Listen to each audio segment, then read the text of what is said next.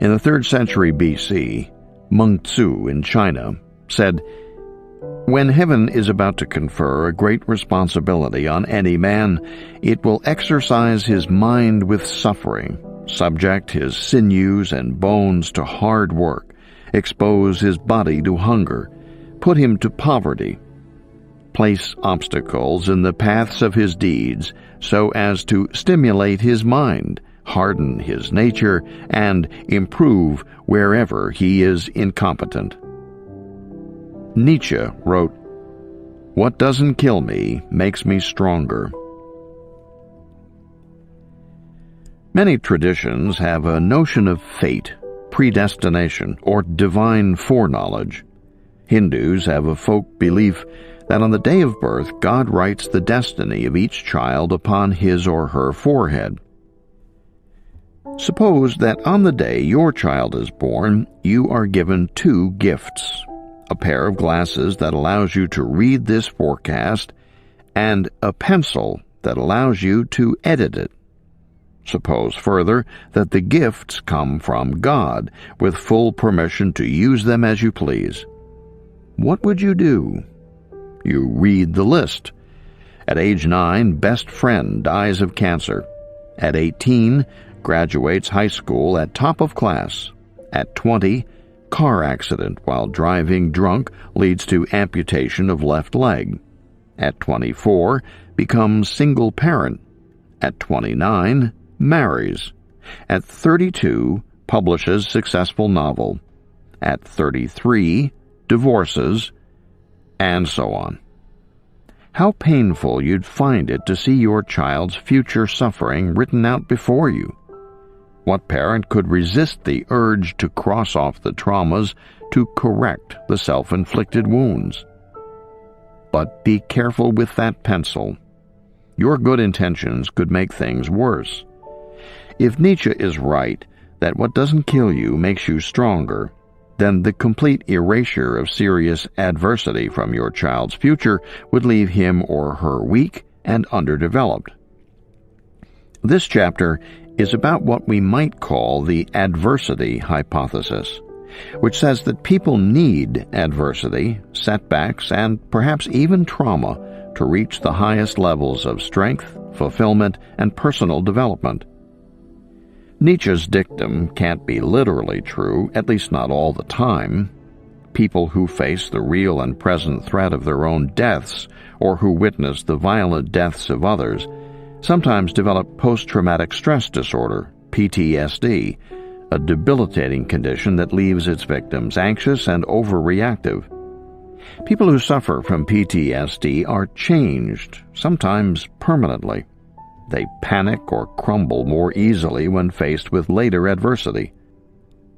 Even if we take Nietzsche figuratively, which he would have much preferred anyway, 50 years of research on stress shows that stressors are generally bad for people, contributing to depression, anxiety disorders, and heart disease. So let's be cautious about accepting the adversity hypothesis. Let's look to scientific research to figure out when adversity is beneficial and when it's harmful. The answer is not just adversity within limits. It's a much more interesting story, one that reveals how human beings grow and thrive, and how you and your child can best profit from the adversity that surely lies in your future. Post-traumatic growth. Greg's life fell apart on April 8, 1999. On that day, his wife and 2 children, ages 4 and 7, disappeared. It took Greg 3 days just to find out that they had not died in a car crash. Amy had taken the children and run off with a man she had met in a shopping mall a few weeks earlier. The 4 of them were now driving around the country and had been spotted in several western states. The private detective Greg hired quickly discovered that the man who had ruined Greg's life earned his living as a con artist and petty criminal. How could this have happened? Greg felt like Job, stripped in one day of all he loved most, and like Job, he had no explanation for what had befallen him. Greg, an old friend of mine, called me to see whether I, as a psychologist, could offer insight into how his wife had fallen under the influence of such a fraud. The one insight I could offer was that the man sounded like a psychopath. Most psychopaths are not violent, although most serial murderers and serial rapists are psychopaths. They are people, mostly men, who have no moral emotions, no attachment systems, and no concerns for others. Because they feel no shame, embarrassment, or guilt, they find it easy to manipulate people into giving them money, sex, and trust. I told Greg that if this man was indeed a psychopath, he was incapable of love and would soon tire of Amy and the kids. Greg would probably see his children again soon. 2 months later, Amy returned. The police restored the children to Greg's custody.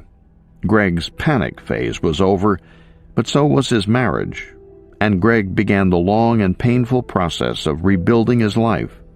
He was now a single parent living on an assistant professor's salary, and he faced years of legal expenses fighting Amy over the custody of their children. He had little hope of finishing the book his academic career depended upon, and he worried about his children's mental health and his own. What was he going to do? I visited Greg a few months later. It was a beautiful August evening, and as we sat on his porch, Greg told me about how the crisis had affected him. He was still in pain, but he had learned that many people cared about him and were there to help him. Families from his church were bringing him meals and helping out with childcare. His parents were selling their house in Utah and moving to Charlottesville to help him raise the children. Also, Greg said that the experience had radically changed his perspective about what mattered in life.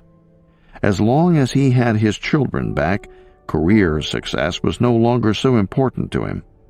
Greg said he now treated people differently, a change related to his change in values.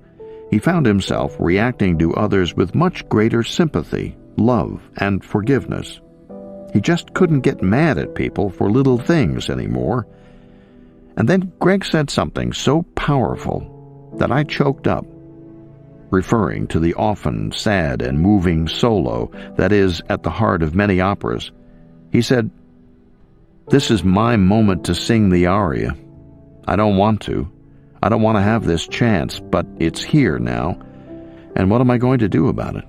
Am I going to rise to the occasion?" To have framed things in such a way showed that he was already rising. With the help of family, friends, and deep religious faith, Greg rebuilt his life, finished his book, and 2 years later found a better job. When I spoke to him recently, he told me he still feels wounded by what happened.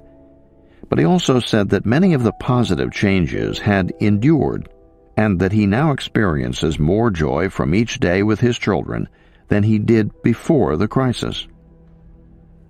For decades, research in health psychology focused on stress and its damaging effects. A major concern in this research literature has always been resilience, the ways people cope with adversity, fend off damage, and bounce back to normal functioning.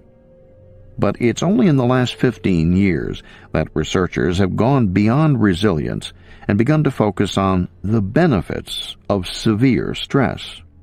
These benefits are sometimes referred to collectively as post-traumatic growth, in direct contrast to post-traumatic stress disorder.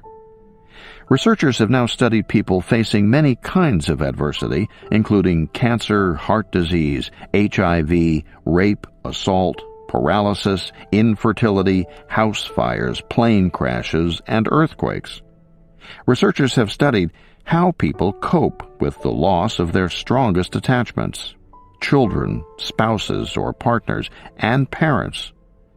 This large body of research shows that although trauma, crises, and tragedies come in 1,000 forms, people benefit from them in 3 primary ways, the same ones that Greg talked about. The first benefit is that rising to a challenge reveals your hidden abilities, and seeing these abilities changes your self-concept. None of us knows what we are really capable of enduring. You might say to yourself, "I would die if I lost X," or "I could never survive what Y is going through." Yet these are statements spun out of thin air by the writer. If you did lose X or find yourself in the same position as Y, your heart would not stop beating. You would respond to the world as you found it, and most of those responses would be automatic. People sometimes say they are numb or on autopilot after a terrible loss or trauma. Consciousness is severely altered, yet somehow the body keeps moving.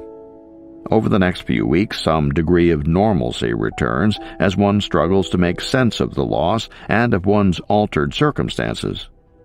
What doesn't kill you makes you, by definition, a survivor, about whom people then say, "I could never survive what Y is going through."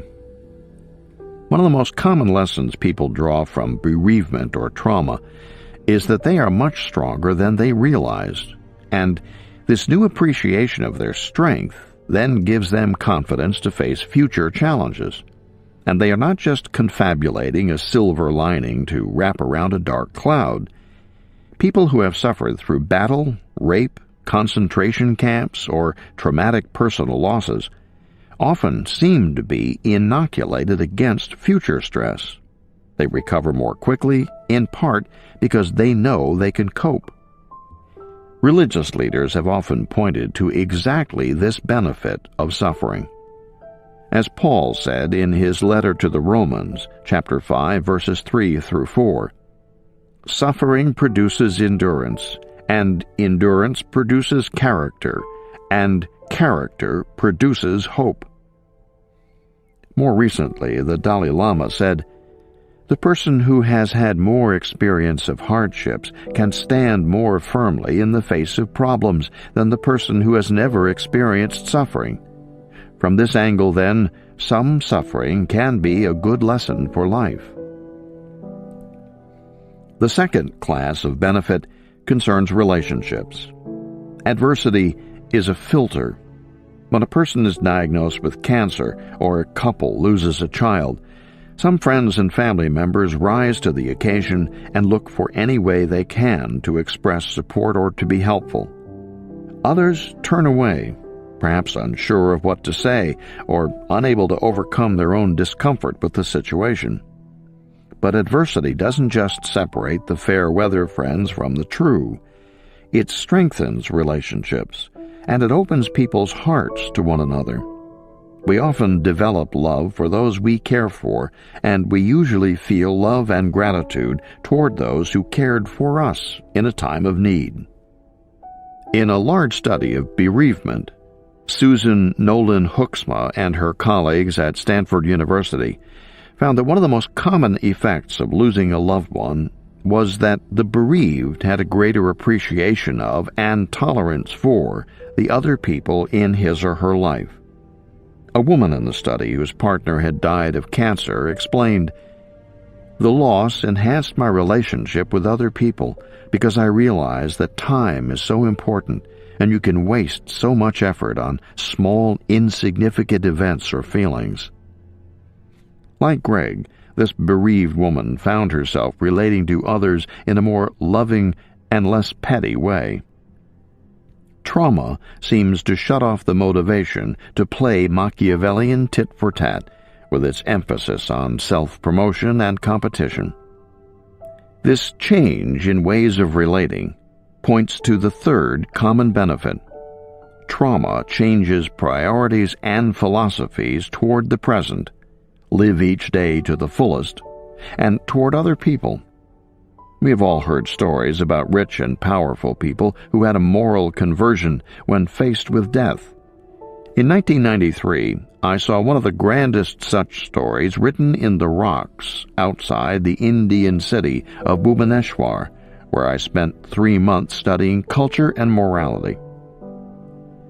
King Ashoka after assuming control of the Maurya Empire in central India around 272 BCE, set out to expand his territory by conquest. He was successful, subduing by slaughter many of the peoples and kingdoms around him. But after a particularly bloody victory over the Kalinga people near what is now Bhubaneswar, he was seized with horror and remorse. He converted to Buddhism, renounced all further conquest by violence, and devoted his life to creating a kingdom based on justice and respect for Dharma, the cosmic law of Hinduism and Buddhism. He wrote out his vision of a just society and his rules for virtuous behavior, and had these edicts carved into rock walls throughout his kingdom. He sent emissaries as far away as Greece to spread his vision of peace, virtue, and religious tolerance. Ashoka's conversion was caused by victory, not adversity. Yet people are often traumatized, as modern research on soldiers indicates, by killing as well as by facing the threat of death. Like so many people who experience post-traumatic growth, Ashoka underwent a profound transformation. In his edicts, he described himself as having become more forgiving, compassionate, and tolerant of those who differed with him. Few people have the chance to go from mass murderer to patron of humanity, but a great many people facing death report changes in values and perspectives. A diagnosis of cancer is often described in retrospect as a wake-up call, a reality check, or a turning point. Many people consider changing careers or reducing the time they spend at work. The reality that people often wake up to is that life is a gift they have been taking for granted, and that people matter more than money. Charles Dickens's A Christmas Carol captures a deep truth about the effects of facing mortality. A few minutes with the ghost of Christmas yet to come converts Scrooge, the ultimate miser, into a generous man who takes delight in his family, his employees, and the strangers he passes on the street. I don't want to celebrate suffering, prescribe it for everyone, or minimize the moral imperative to reduce it where we can.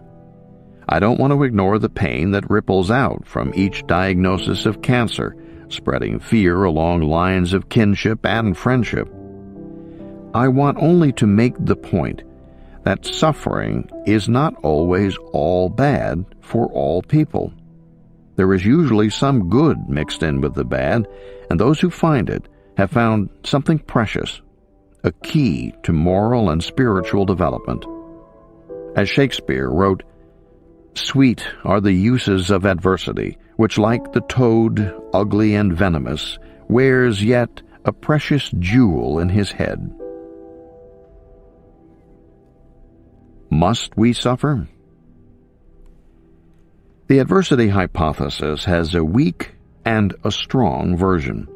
In the weak version, adversity can lead to growth, strength, joy, and self-improvement by the three mechanisms of post-traumatic growth described above.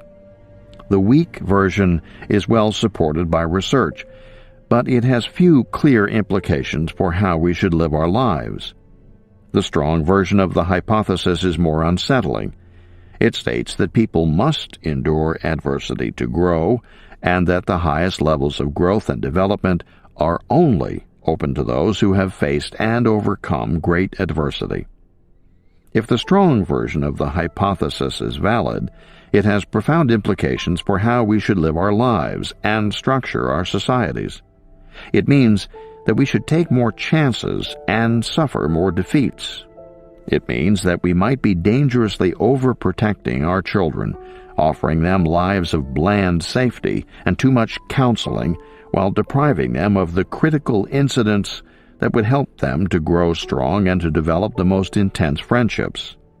It means that heroic societies which fear dishonor more than death, or societies that struggle together through war, might produce better human beings than can a world of peace and prosperity in which people's expectations rise so high that they sue each other for emotional damages.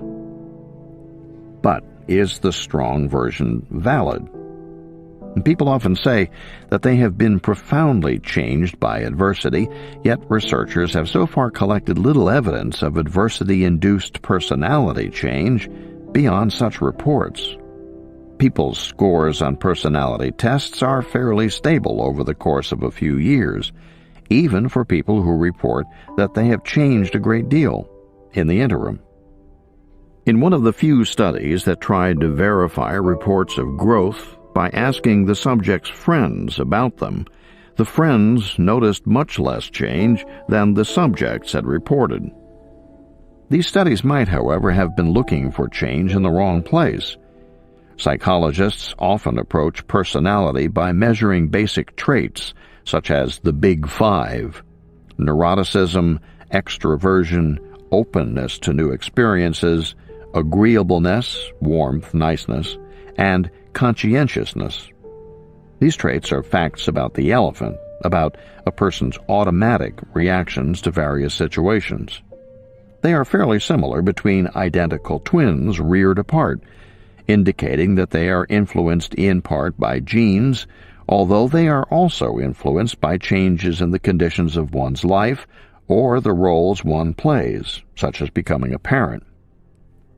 But psychologist Dan McAdams has suggested that personality really has 3 levels, and too much attention has been paid to the lowest level, the basic traits.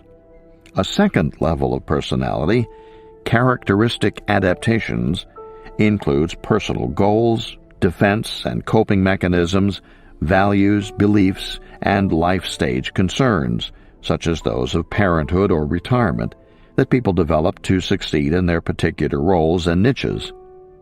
These adaptations are influenced by basic traits. A person high on neuroticism will have many more defense mechanisms. An extrovert will rely more heavily on social relationships. But in this middle level, the person's basic traits are made to mesh with facts about the person's environment and stage of life. When those facts change, as after losing a spouse, the person's characteristic adaptations change. The elephant might be slow to change, but the elephant and rider, working together, find new ways of getting through the day.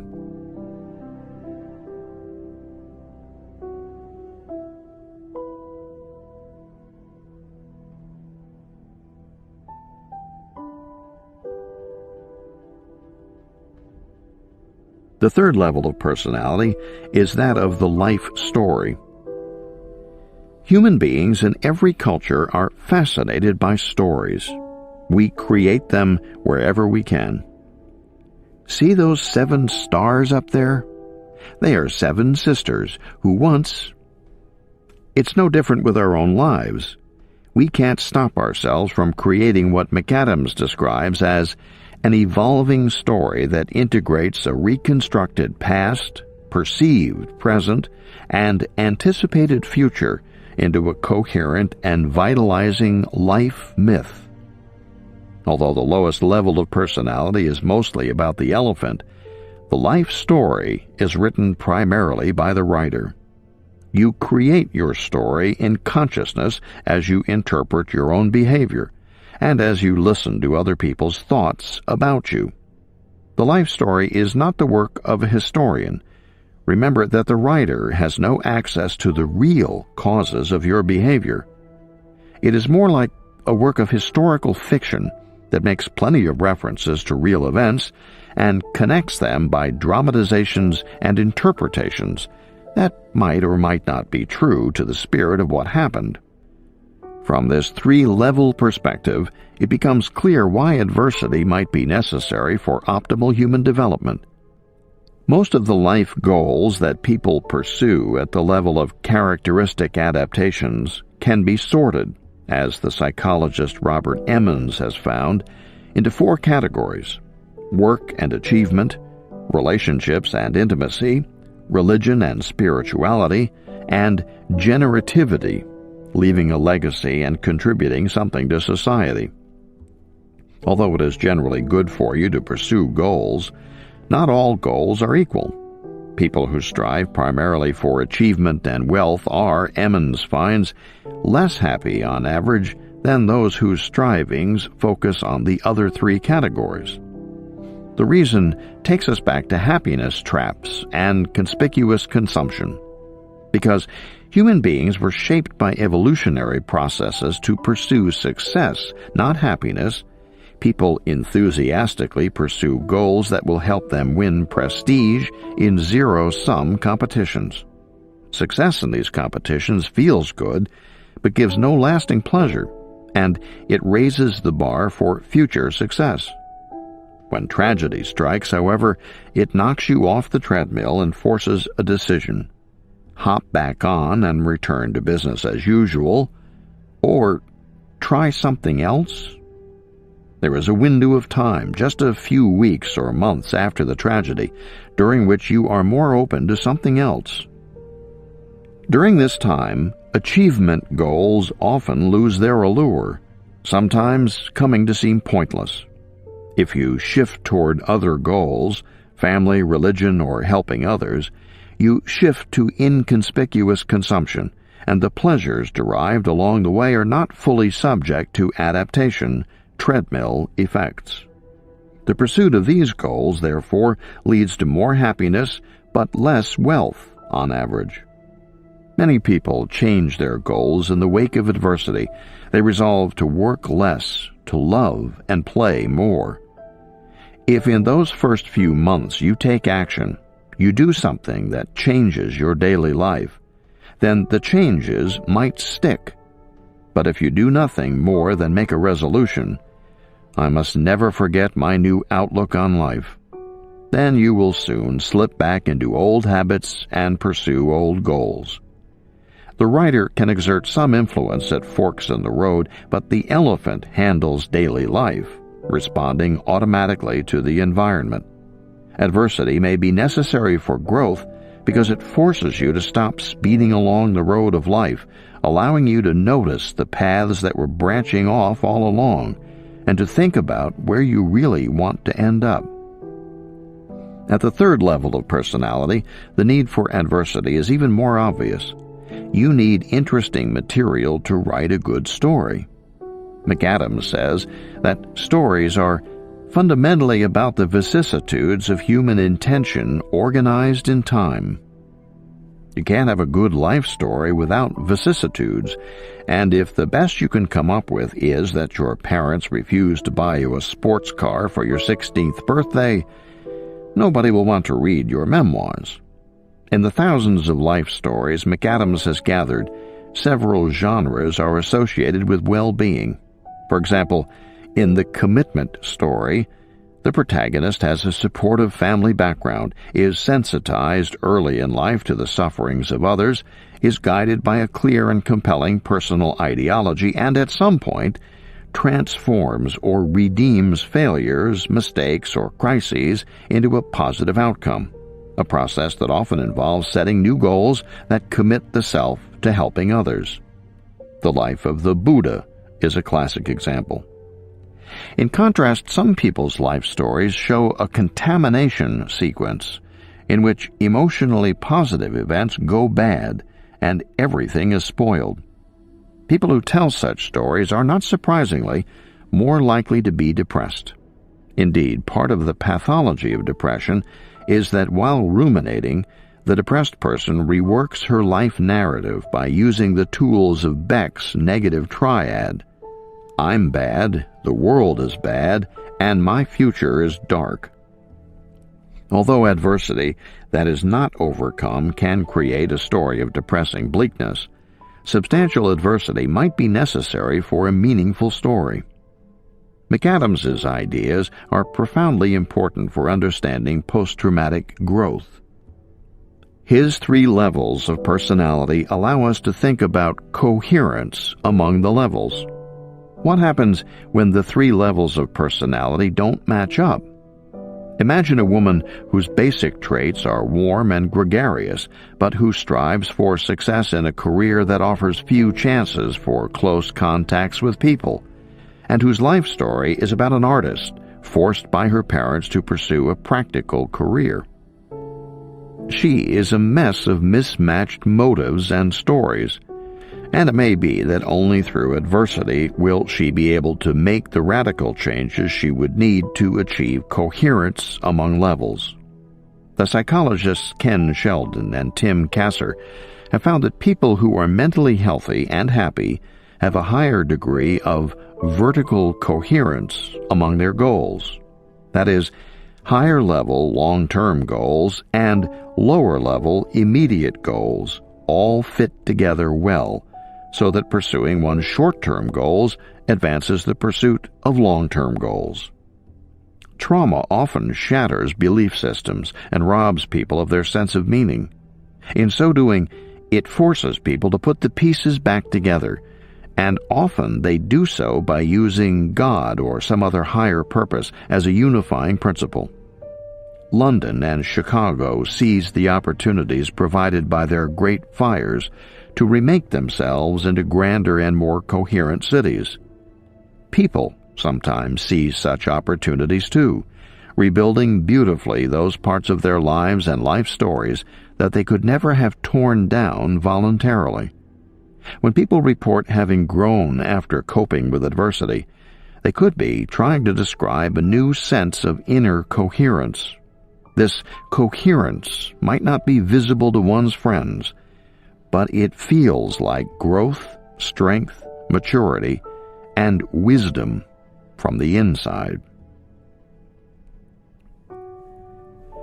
Blessed are the sense makers. When bad things happen to good people, we have a problem. We know consciously that life is unfair, but unconsciously we see the world through the lens of reciprocity. The downfall of an evil man, in our biased and moralistic assessment, is no puzzle. He had it coming to him. But when the victim was virtuous, we struggled to make sense of his tragedy. At an intuitive level, we all believe in karma, the Hindu notion that people reap what they sow. The psychologist Mel Lerner has demonstrated that we are so motivated to believe that people get what they deserve and deserve what they get, that we often blame the victim of a tragedy, particularly when we can't achieve justice by punishing a perpetrator or compensating the victim. In Lerner's experiments, the desperate need to make sense of events can lead people to inaccurate conclusions. For example, a woman led on a rapist. But in general, the ability to make sense of tragedy and then find benefit in it is the key that unlocks post-traumatic growth. When trauma strikes, some people find the key dangling around their necks with instructions printed on it.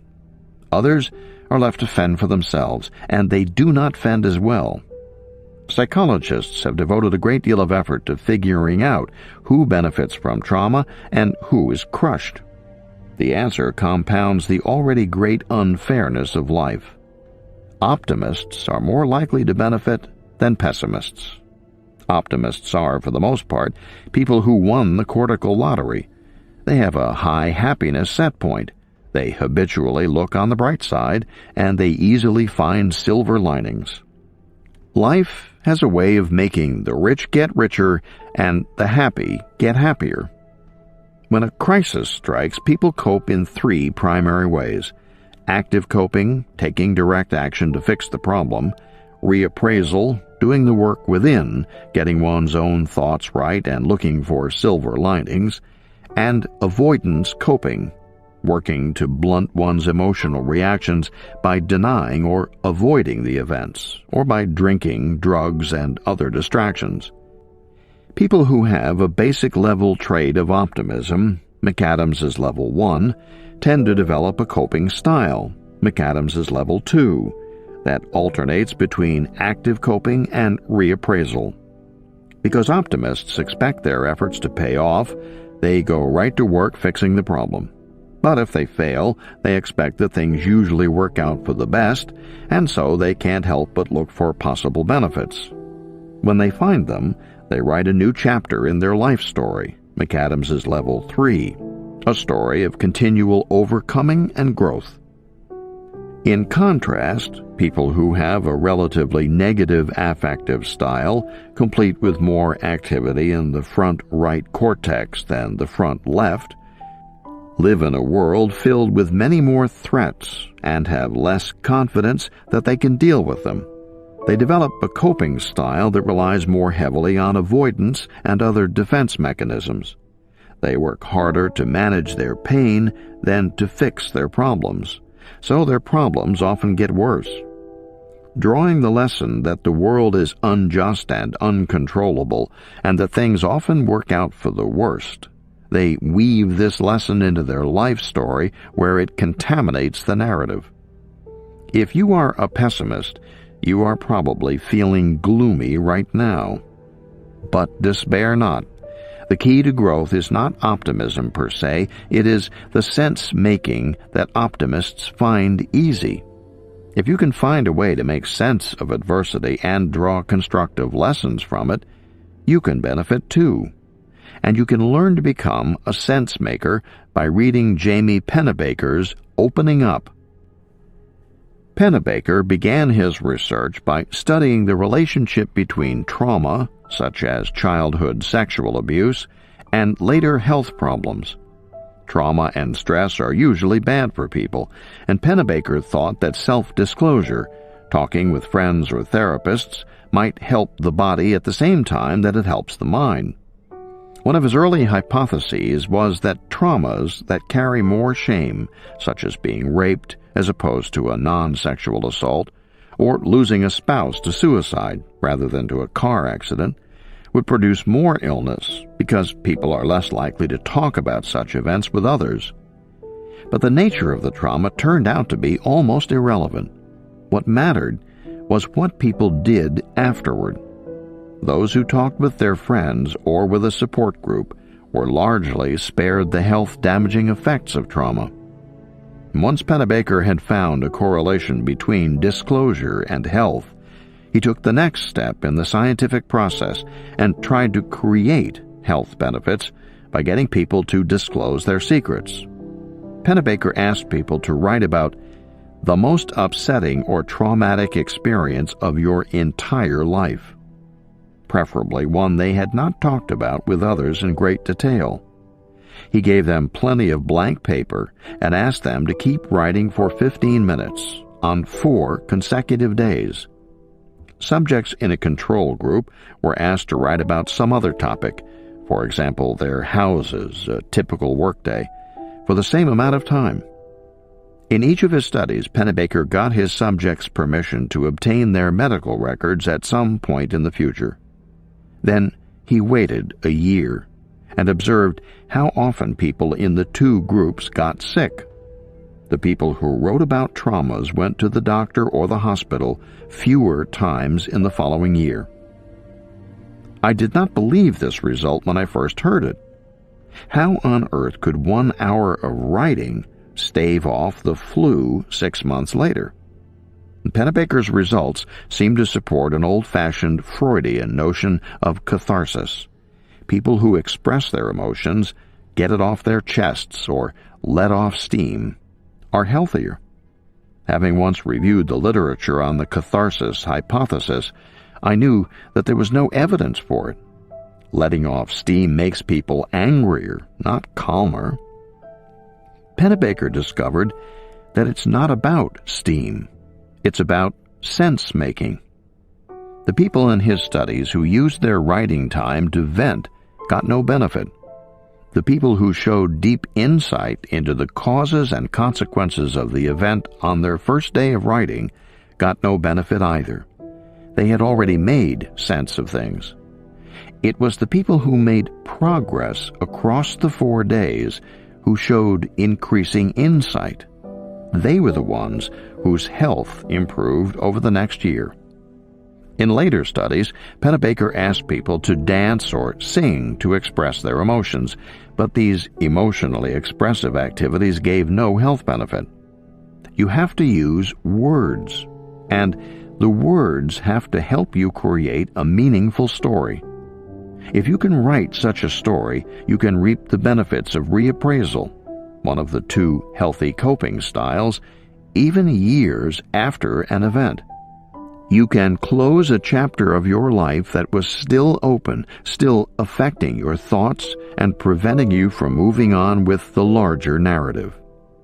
Anyone, therefore, can benefit from adversity, although a pessimist will have to take some extra steps, some conscious rider-initiated steps, to guide the elephant gently in the right direction. The first step is to do what you can before adversity strikes to change your cognitive style. If you are a pessimist, consider meditation, cognitive therapy, or even Prozac. All three will make you less subject to negative rumination, more able to guide your thoughts in a positive direction, and therefore more able to withstand future adversity, find meaning in it, and grow from it. The second step is to cherish and build your social support network. Having one or two good attachment relationships helps adults as well as children, and rhesus monkeys, to face threats. Trusted friends who are good listeners can be a great aid to making sense and finding meaning. Third, religious faith and practice can aid growth, both by directly fostering sense-making — religions provide stories and interpretive schemes for losses and crises — and by increasing social support. Religious people have relationships through their religious communities, and many have a relationship with God.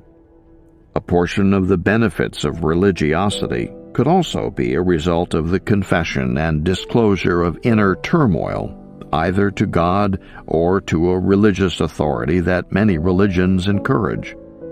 And finally, no matter how well or how poorly prepared you are when trouble strikes, at some point in the months afterwards, pull out a piece of paper and start writing. Pennebaker suggests that you write continuously for 15 minutes a day for several days. Don't edit or censor yourself. Don't worry about grammar or sentence structure. Just keep writing. Write about what happened, how you feel about it, and why you feel that way. If you hate to write, you can talk into a tape recorder. The crucial thing is to get your thoughts and feelings out without imposing any order on them, but in such a way that after a few days, some order is likely to emerge on its own.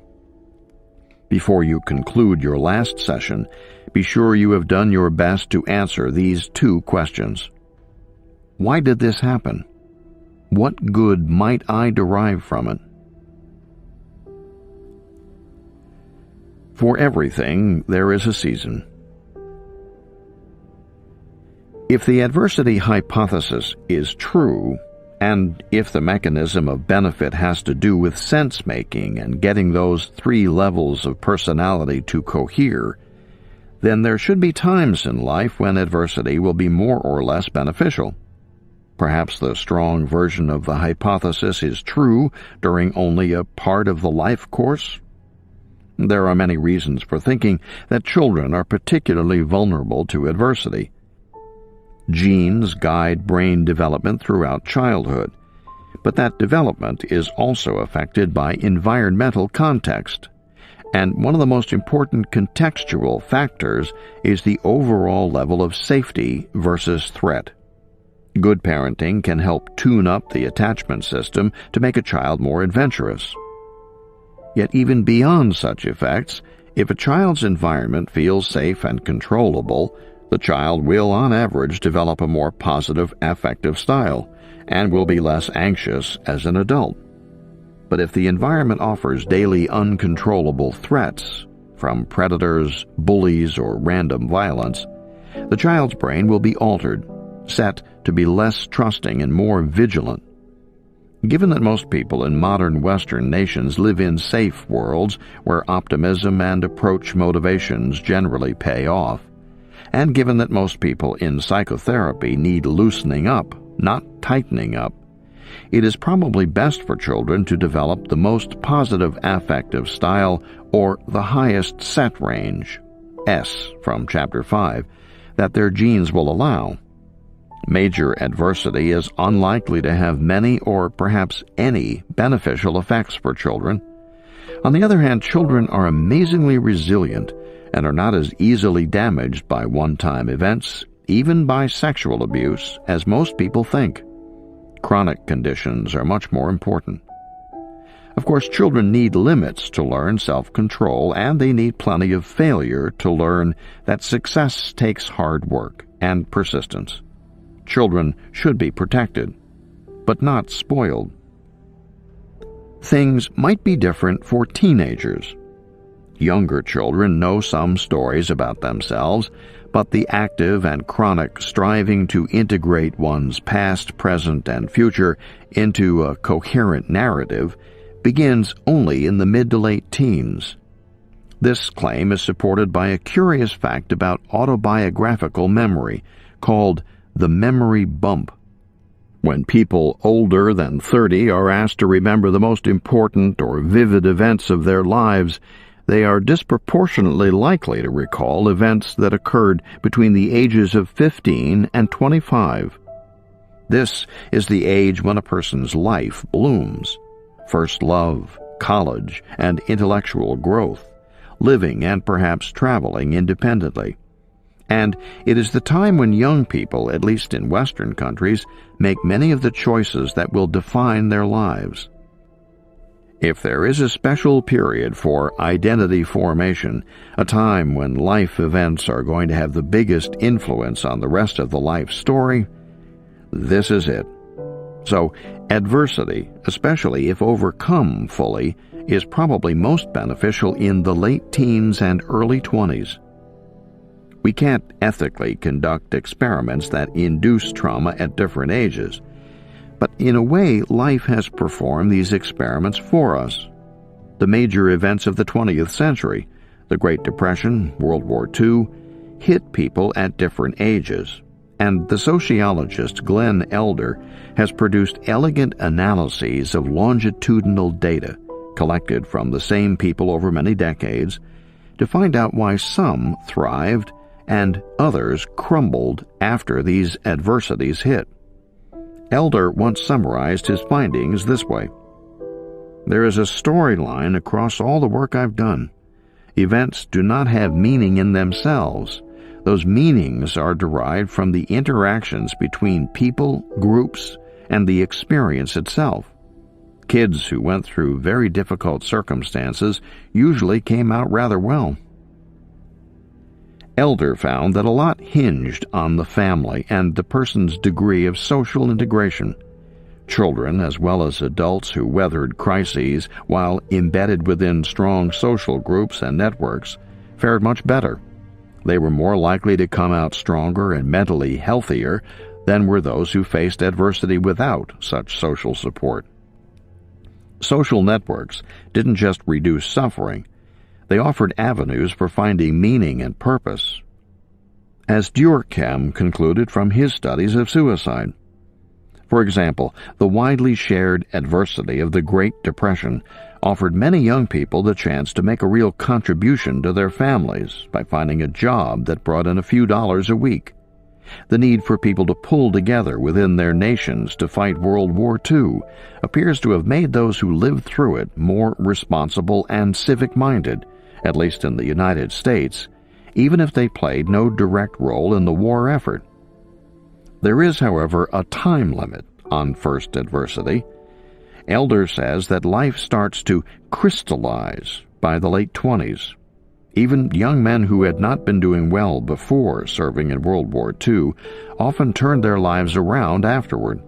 But people who faced their first real-life test after the age of 30, for example, combat in that war or financial ruin in the Great Depression, were less resilient and less likely to grow from their experiences. So adversity may be most beneficial for people in their late teens and into their 20s. Elder's work is full of reminders that the action is in the interactions. That is, the ways that one's unique personality interacts with details about an event and its social context to produce a particular and often unpredictable outcome. In the area of research known as lifespan development, there are few simple rules in the form of X causes Y. Nobody, therefore, can propose an ideal life course with carefully scheduled adversity that would be beneficial for everyone. We can say, however, that for many people, particularly those who overcome adversity in their 20s, adversity made them stronger, better, and even happier than they would have been without it. Error and wisdom. I expect that when I have children, I'll be no different from other parents in wanting to edit their forehead writing and remove all adversity. Even if I could be convinced that a trauma experienced at the age of 24 was going to teach my daughter important lessons and make her a better person, I'd think, well, why can't I just teach her those lessons directly? Isn't there some way she can reap the benefits without the costs? But a common piece of worldly wisdom is that life's most important lessons cannot be taught directly. Marcel Proust said, "We do not receive wisdom, we must discover it for ourselves, after a journey through the wilderness which no one else can make for us, which no one can spare us. For our wisdom is the point of view from which we come at last to regard the world." Recent research on wisdom proves Proust correct. Knowledge comes in two major forms, explicit and tacit. Explicit knowledge is all the facts you can know and can consciously report, independent of context. Wherever I am, I know that the capital of Bulgaria is Sofia. Explicit knowledge is taught directly in schools. The writer gathers it up and files it away, ready for use in later reasoning. But wisdom is based, according to Robert Sternberg, a leading wisdom researcher, on tacit knowledge. Tacit knowledge is procedural. It's knowing how rather than knowing that. It is acquired without direct help from others, and it is related to goals that a person values. Tacit knowledge resides in the elephant. It's the skills that the elephant acquires gradually from life experience. It depends on context. There is no universal set of best practices for ending a romantic relationship, consoling a friend, or resolving a moral disagreement. Wisdom, says Sternberg, is the tacit knowledge that lets a person balance two sets of things. First, wise people are able to balance their own needs, the needs of others, and the needs of people or things beyond the immediate interaction. That is, institutions, the environment, or people who may be adversely affected later on. Ignorant people see everything in black and white. They rely heavily on the myth of pure evil, and they are strongly influenced by their own self-interest. The wise are able to see things from others' points of view, appreciate shades of gray, and then choose or advise a course of action that works out best for everyone in the long run. Second, wise people are able to balance three responses to situations: adaptation, changing the self to fit the environment; shaping, changing the environment; and selection, choosing to move to a new environment. This second balance corresponds roughly to the famous serenity prayer. God, grant me the serenity to accept the things I cannot change, courage to change the things I can, and wisdom to know the difference. If you already know this prayer, your writer knows it explicitly. If you live this prayer, your elephant knows it too, tacitly. And you are wise. Sternberg's ideas show why parents can't teach their children wisdom directly. The best they can do is provide a range of life experiences that will help their children acquire tacit knowledge in a variety of life domains. Parents can also model wisdom in their own lives and gently encourage children to think about situations, look at other viewpoints, and achieve balance in challenging times. shelter your children when young, but if the sheltering goes on through the child's teens and 20s, it may keep out wisdom and growth as well as pain. Suffering often makes people more compassionate, helping them find balance between self and others. Suffering often leads to active coping, Sternberg's shaping, reappraisal coping, Sternberg's adaptation, or changes in plans and directions, Sternberg's selection. Post-traumatic growth usually involves, therefore, the growth of wisdom. The strong version of the adversity hypothesis might be true, but only if we add caveats. For adversity to be maximally beneficial, it should happen at the right time, young adulthood, to the right people, those with the social and psychological resources to rise to challenges and find benefits, and to the right degree, not so severe as to cause PTSD. Each life course is so unpredictable that we can never know whether a particular setback will be beneficial to a particular person in the long run. But perhaps we do know enough to allow some editing of a child's forehead writing. Go ahead and erase some of those early traumas, but think twice or await future research before erasing the rest.